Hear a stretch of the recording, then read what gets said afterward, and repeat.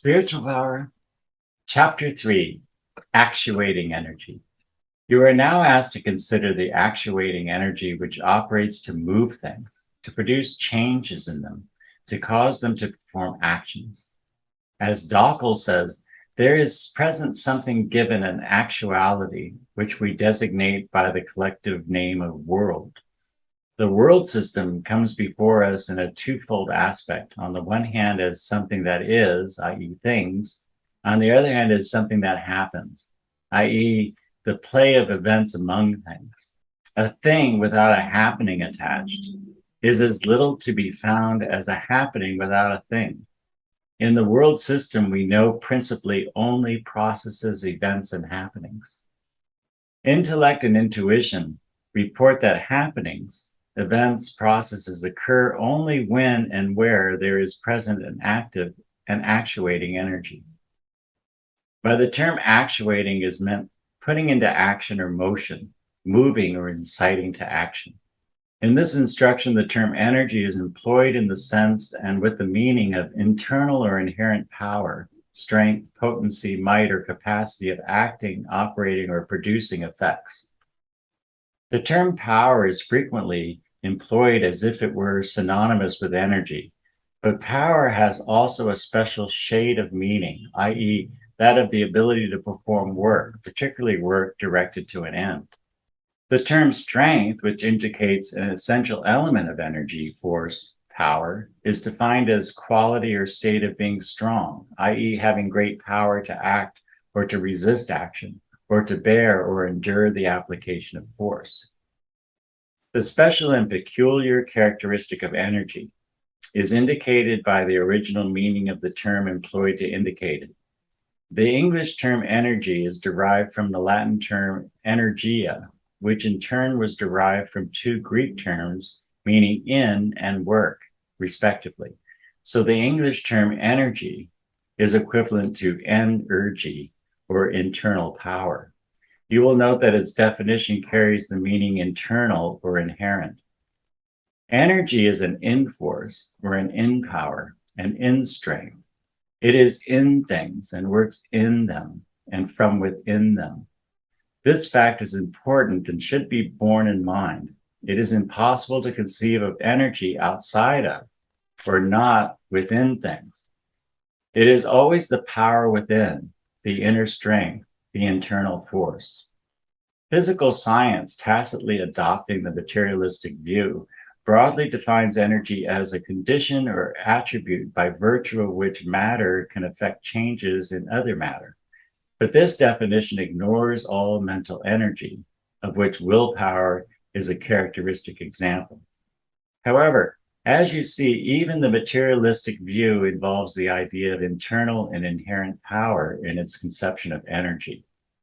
A reference work in considering energy from the viewpoint of physical science says, of the ultimate nature of energy as that of matter, we are ignorant, nor do we know of energy except by direct observation, except as associated with matter. Materialism and physical science formerly regarded energy as an attribute or property of the atoms and masses of matter. But since the discovery that matter is not ultimate substance, there is manifested a tendency to posit energy as an inherent attribute, property, quality, or power of the universal ether. Matter, as you have seen, being regarded as a derivative product of the ether, worked up by elemental energy. Actuating energy, regarded as a general category or comprehensive principle, includes within its content all forms, kinds, classes, and degrees of energy, power, force, and active strength, physical, mental, or spiritual, manifest or potential in the cosmos. It is this actuating energy which produces all change and becoming, and therefore all creative activity in the cosmos. By creation is meant all bringing into existence by change and becoming, and not that creation from nothing assumed by certain illogical theology, although not all theology, nor even by the best theology. The best thought, philosophical, scientific, or theoretical, holds that existence in its essence and substance is eternal, and that from nothing no thing proceeds. Actuating energy, therefore, is seen to be the actuating cause of all forms of existence, of all events and happenings. It is the causative power working in and upon things and manifesting constant creation, evolution, change, and becoming. In its entirety, totality, and wholeness, and in its ultimate state, mode, and condition, it is to be regarded as the cause of causes, as the supreme causative power. By supreme is meant highest in authority, government, or power. By causative is meant effective cause, expressing and manifesting causation, i.e., the production of effects. The full meaning of this last mentioned term will be brought out in the following paragraph, in which the term and concept cause is considered in detail. The general meaning of cause is that which affects a result or produces an effect. Cause and effect is regarded as regularity of sequence, relating effective antecedents and effected subsequents. The following statement concerning causes should be carefully studied, for it embodies the essential spirit of the concept of causation. The causes of an event are the preceding events without which the event in question would not have occurred or have come into existence. The circumstances which must have preceded an event in order that the event should happen. The previous events without which the event in question could not have happened or have come into existence, but which being present, the event in question must happen, occur, or come into existence. In the above statement, you will note that the term event is employed both in the sense of a happening which occurs and that of a thing which comes into existence. In philosophic and scientific usage, an event is that which comes, arrives, or happens by way of change and becoming, a change in things or a changing thing. As all happenings are changes in things, and as all things are changing things, it is seen that all happenings and all things in particular or as a whole come under the general term events and are governed by the general law of causation.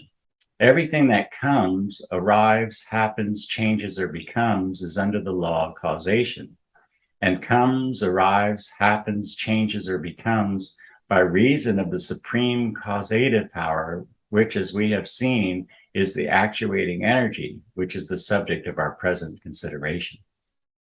Science and all logical, rational philosophy, whether materialistic or spiritual philosophy, and all rational theology as well, are in practical agreement upon the fact that the material universe, the cosmos, is a cosmic process. The cosmos, as you have seen, is the universe conceived as proceeding according to law and order, cause and effect. The term process, as employed in philosophic and scientific thought, is a series of actions, motions, or occurrences proceeding in continuous operation, regular sequence, or orderly trend. In all processes, there is found manifested causation, the law of cause and effect, under the operation of the actuating energy of the cosmos. The universe is perceived to proceed, i.e., to move and pass onward and forward in regularity of sequence and orderly trend. Its activities constitute a procession of events. Like a great river, its movement carries it ever onward. The river is always there, but the same place never is the scene of the passage of the same particles for even 2 consecutive seconds. New particles and forms replace those which have passed onward and forward. Said an ancient Greek philosopher, the same river is never the same river for 2 consecutive moments of time. It is a different river, yet we call it the same, or rather, in one sense, it is the same river, while in another sense, it is a different river. Or employing the favorite figure of the ancient Buddhists, we may say that the preceding universe, or the universal process, is like the burning flame which we think and speak of as the same identical flame so long as it burns, although its burning particles are ever passing away and being succeeded by new ones. Modern philosophers and modern poets liken the preceding universe to a cosmic moving picture film. Its scenes ever move onward and are replaced by new ones following it in regular order. When we think that we are considering a stable universe or one of its scenes, we are but gazing at a clipped off section of the film. The clipping, however, is performed by our own act of attention. and the bit of film is not really detached from the roll of time. It too moves on and is succeeded by another. As the poet has said, they say time passes. Alas, no, time stays while we pass. Heraclitus, the Grecian philosopher living about 2,500 years ago, said, the universe is in a state of flux. It flows ever onward, ever the same, yet ever different. Gautama, the Buddha, who lived about the same time, said, everything passes except the process of passing. Modern science says no forms abide. Every form passes. Everything is a process. Gautama, the Buddha, who lived about the same time, said, everything passes except the process of passing. Modern science says no forms abide. Every form passes. Everything is a process. But there is no process, no passing on, no regularity of sequence and orderly trend without the operation of causation. And causation is creation, for even when it is tearing down, it is creating the materials for a subsequent building up process. Each and everything in the universe is perceived to have proceeded from some preceding thing, to have issued and come forth from something precedent, which in its relative source and origin, its so-called cause. In turn, this relative cause, source, or origin is perceived to have proceeded from some preceding cause, source, or origin. And this in turn from one still more remote, and so on and so on and on, until the sequential procession is lost to view in the regress of infinity or the eternal flux. Likewise, looking forward, the chain of cause-effect is seen in imagination and thought to proceed onward and forward into infinity, into the progress of infinity or the eternal flux. Not only this, but the character of things is perceived to arise and to be determined by the influence and presence of other things, which likewise may be called causes, conditioning causes. There is a cause or reason for the form, character, and circumstances of everything in the universe. Everything is perceived to possess a definite character, form, and disposition, which is directly or indirectly derived from the presence and influence of other things. It is not only true that everything is by reason of other things having been, it is also true that everything is just what it is and just where it is by reason of other things having been just what they were and just where they were. Everything in existence, then, is perceived to be but a link in an infinite chain of regularity of sequence and orderly trend, ever proceeding onward and forward by reason of the operation of the law of cause and effect. The chain proceeds so far in either direction, back to the past or forward into the future, that human thought reels and human imagination is dismayed when an attempt is made to think or to picture the extent of the chain. It is indeed an endless chain of infinite causation, eternal creation, winding around the immeasurable wheel of infinite and eternal processes. But this wheel, like every other wheel, turns only by reason of the power supplying its source and means of motion. It turns eternally because it is driven forward eternally by an eternal causative power. Let that power be conceived as it may. Moreover, inasmuch as the universal process is distinctly and emphatically a creative process, there must be posited the existence and activity of an infinite and eternal creative power, which causes, carries on, and governs the universal process. All action is an effect, and every effect implies a cause. An infinity of effects implies an infinity of causes, or more properly, an infinite cause, embracing all causes and thus directly or indirectly producing all effects. Human thought, exerted and extended to its limits along the lines of logical, philosophical thought, inevitably, invariably, and infallibly arrives sooner or later at the point where it finds itself compelled to posit the necessary existence, presence, power, and activity of a supreme creative power, a supreme creative cause, to account for and explain the presence and movement of the infinite process which the universe is discovered to be. This thought has been expressed strikingly in the following statement of a modern writer. Observing the uniformity, the immutability of the processes of nature, we recognize that every fact has its antecedent, and this again its own, and so on, until in retracing the process, we lose ourselves after a few or more steps in the single universal cause. We lose ourselves in infinity. We recognize the manifestations, the workings of the eternal power in ourselves as well as in nature generally. And we know from history, human, geological, and astronomical, that thus has nature manifested itself since time has recorded. Sir Edwin Arnold, in his great poem, The Light of Asia, has pictured the ancient Buddhistic conception of the eternal infinity of creation in the following beautiful lines. And cause, the sequence and the course of time, and being's ceaseless tide, which, ever changing, runs, linked like a river, by ripples following ripples, fast or slow, the same yet not the same, from far off fountain, to where its waters flow into the seas. These streaming to the sun, give the lost wavelets back in cloudy fleece, to trickle down the hills and glide again, having no pause or peace. But even in such poetical imagery, you will notice the constant and invariable implication of the supreme creative power, which is the ultimate actuating energy of creation.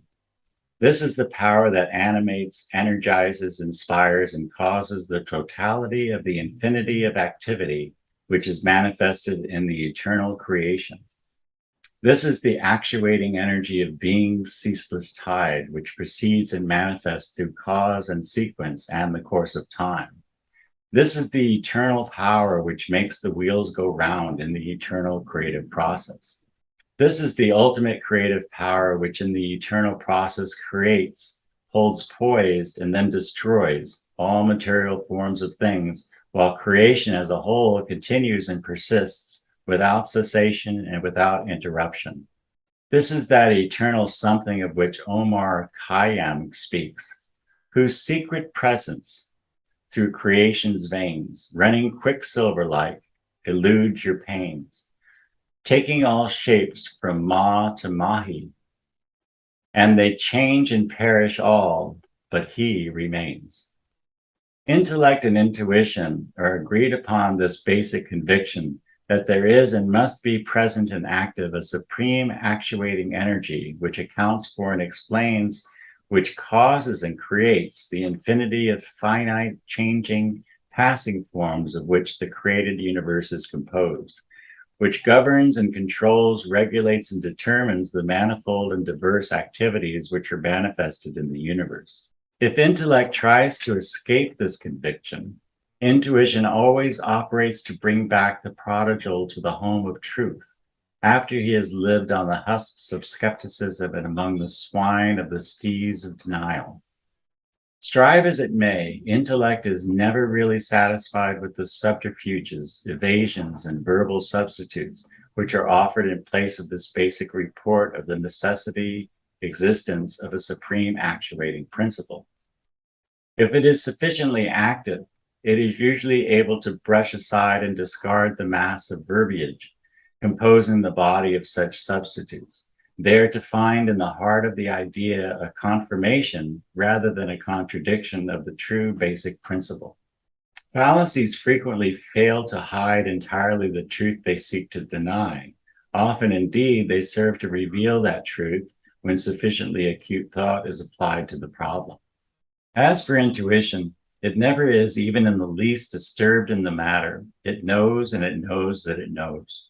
Intellect often runs around in circles like the man lost in the forest, like the squirrel spinning the wheel of its prison cage, always traveling but never getting anywhere, in its endeavors to escape this fundamental conviction. But sooner or later it finds peace and certainty by reason of the influence of intuition, which has been superimposed upon it. Intuition itself is never moved by this doubt. It never doubts the truth, for it knows, and it knows certainly that such is truth. You may satisfy yourself with the fact that the postulate of the presence and activity of the supreme creative power, this supreme actuating energy, is a necessity of logical thought, if you will but try to think of the changing universe as lacking such supreme actuating principle. You will soon discover that it is impossible to account for or explain the cosmos without such a fundamental postulate. Moreover, you will discover that at the heart of all philosophy, scientific thought, rational metaphysics, and similar reports of reason, there will always be found, though sometimes disguised or partially concealed, the actual or implied assertion of the presence and power of such a supreme principle of activity, let it be called by whatever name the writers or teachers may see fit to apply to it. It is always there in philosophical thought. It must be there, for the entire concept of the cosmos falls without its presence and activity being involved in the idea. The universal actuating energy, which we have discovered to be the creative agency or cause of the cosmos, also has another important office in the cosmic process. In addition to being the actuating cause of the creative process of change and becoming, it also serves as a unifying agent, which holds together in combination, correlation, and coordination the manifold individual and apparently separate things into a system or unity in which universal and constant interdependence and reciprocal mutual action is manifested. This office of actuating energy may be stated as follows. The office of holding together the separate elements, parts, factors, and objects of the universe in a unity, a whole or system of things in which all things exist and work together in reciprocal mutual interaction or coordination. The term coordination means the state of being coordinate, i.e. existing in common condition, movement, and action, in which separate things are combined, correlated, and given mutual and reciprocal existence and activity.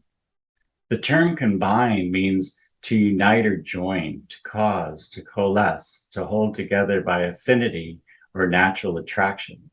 The term correlate means to put or place in reciprocal relation or mutual relation. All philosophical thought and scientific observation results in the report that the universe is composed and constituted of parts, elements and factors which are placed and held together by natural forces, and which exist in mutual relation, connection, and condition, and in coordinated reciprocal interaction, and thus form a unified system whole or entirely. The term universe is derived from two Latin terms meaning to turn or to move as one. It is defined as the whole body of things viewed as constituting a whole or a system. A system is an assemblage of objects arranged or existing in regular subordination, dependence, and connection. Hence, the whole scheme of created things regarding as forming one complete plan or whole, i.e. the universe consisting of all created or phenomenal things, viewed as constituting one system, unity, entirety, or whole. The ancient Greeks employed the term the cosmos in the sense and meaning of the world conceived as proceeding according to law and order, as opposed to chaos, or the world conceived as a great number of unrelated, uncombined, and uncoordinated separate things, existing and proceeding without organization and in a state of lawlessness and disorder. Science and philosophy are in full agreement upon the fact that the universe is a unified, combined, correlated, and coordinated system of things. As Professor Nicholas Murray Butler says, everything illustrates the laws which bind the universe into coherent unity. It is now seen that no object is independent. Each depends upon each other, and dependence, relativity, is the controlling principle of the universe. Everything is held in combination, correlation, and coordination with every other thing. Everything is dependent upon some other thing or things. Interdependence is universal among things. Things are held together and formed into a universal cooperative society and made to perform teamwork. No thing is absolutely independent of and apart from any other thing, nor from the totality of things.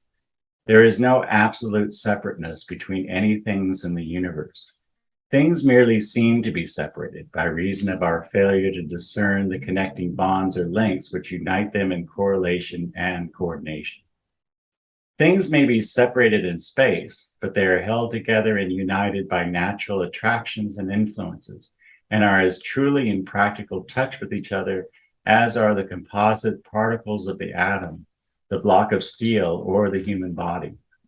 Likewise, things may be separated in time, but they are combined, correlated, and coordinated by the links of causation and continuity, just as truly as are the successive generations of men or animals or plants, or as the self of the infant with the self of the aged man, which is proceeded from the former. As an old writer once said, separation is but the working fiction of creation. The universe is found to exist in a state or condition of infinite relativity. Its objects exist and act in infinite combination, correlation, and coordination. Everything in the universe exists in a state or condition of interdependence. The universe is perceived to be a cosmic mechanism, the numberless parts of which act constantly and continuously in combination, correlation, and coordination. Just as things are because other things have been, so things are as they are because of other things have been just what they have been. And equally true is it that things act as they do because other things have acted as they did, as all other things have acted in fact. There is no higgly-piggly or hit or miss or blind chance action in the cosmos. The systematic arrangement and orderly procedure of the multitudinous objects and activities of the universe all point to the certainty of cosmic law and order. The axiom of philosophy, science, and theology is the universe is governed by law and proceeds according to order. Professor Brown says that things form a system, and that this system is one, is the deepest conviction of reflective intelligence and is the supreme presumption of organized knowledge. Within this system, all things are determined in mutual relations, so that each thing is where and what it is because of its relations to the whole. The presence of system, combination, correlation, and coordination in the cosmos does not and clearly cannot arise from or be continued by chance. It is clearly the effect and result of the presence and activity of a universal coordinating and unifying agency, and that agency can be nothing less than a cause. Here, once more, we perceive the necessary presence and activity of a causative energy, a power that causes not only creative change and becoming, but also coordinative unity in the cosmos. This actuating energy, force, power, which we have discovered to be the supreme creative power manifesting in the cosmos, and the supreme unifying coordinating power manifesting in the universe, is seen necessarily to be ultimate. It must be this in order to be what it is, in order to fill the offices which it is found to be filling and which nothing else can fill. If it were derivative or subordinate, if it were one of the number of coordinated forces operating under the power of a higher cause, then in the higher cause would be found the ultimate causative power. In any event, all human reason inevitably, invariably, and infallibly arrives at the point in which an ultimate causative power, whatever it may be conceived as being in its essential nature, must be posited in order to account for and explain the activities of the cosmos. The non-materialistic philosophies have always firmly insisted that this ultimate actuating energy or causative power is and must be willpower. Their axiom is all power is willpower at the last analysis. The materialistic philosophies have equally firmly insisted that this ultimate energy or power must be non-spiritual power, though they fail to explain what else it may be and must be. The old materialism would have us believe that energy is but an attribute, power, or quality of matter, or at least a twin aspect of reality, the other aspect being matter.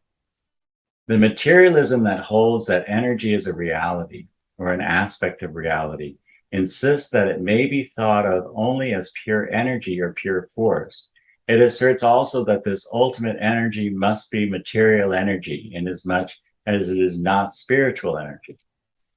Just what pure force is, however, no one seems able to explain. We know matter in our experience. We know mind or spirit in our experience, but we have no experience with pure force. It would appear that the idea of pure force had been dragged in by the ears in order to avoid the admission that all power is willpower. A modern writer has said that after we have summed up our stock of conceptions concerning energy, force, power, we will find that we can boil down the whole general notion until there is left merely the concept expressed by the term strength. Whatever else power, energy, force may be or may not be, they must be regarded as being strength. The non-materialists say that this strength is will strength, life strength, spiritual strength. The materialists say that it is material strength or pure strength, whatever the latter may be. Materialism seeks to account for and explain the world in terms of mechanical force and chemical energy, both being regarded as lifeless strength. As careful physicists have pointed out, however, the idea of universal mechanical force is a fallacy. Under it, the world would be like a wound-up clock, wound and set going by something or someone, whom, what, and destined to run down and come to a full stop in time. Something else is needed, something in the way of a self-renewing energy of a spiritual living order, something like living will, for instance. As for chemical energy, advanced scientific thought now regards this as a form of elemental life energy rather than as a dead mechanical force. Careful thinkers have pointed out that our ideas and concept of energy are derived from our experiences of the living energy of will, which we experience in ourselves. It has been said, as human will is a cause in nature and really constitutes the basis of our conception of all causation, therefore all causation is probably volitional in character.